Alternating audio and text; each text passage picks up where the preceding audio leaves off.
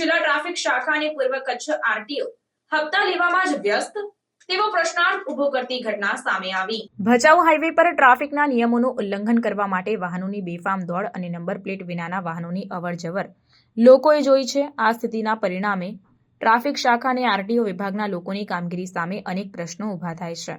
વધુમાં ટ્રાફિક નિયમોને અનુસરવામાં ઉણપ રહેતી હોય છે, જેના લીધે કોઈપણ ક્ષણે મોટી જાનહાનિ સર્જાઈ શકે છે। આ માર્ગ પર બેફામ દોડતી વાહનો અને નંબર પ્લેટ વિનાના વાહનકારોની બેદરકારીનો ઉદ્દેશ છે કે પોલીસ અને આરટીઓ કડક કાર્યવાહી કરે। આ સ્થિતિએ કેટલાક પરિણામો સર્જ્યા છે, જે વાહન ચાલકોની સુરક્ષા માટે અત્યંત જોખમરૂપ છે। લોકોનું માનવું છે કે ટ્રાફિક શાખા અને આરટીઓ હપ્તા લેવામાં જ વ્યસ્ત છે અને ટ્રાફિક નિયમોને મૂલ્યભાન આપતા નથી। આ મુદ્દે લોકોની જિંદગીઓ પળભરમાં બરબાદ થવાની દહેશત છે। બેફામ દોડતા વાહનકારો કોઈપણ સમયે દુર્ઘટના સર્જી શકે છે, જેનાથી લોકોની જીવહાનિ થવાની સંભાવના વધી જાય છે।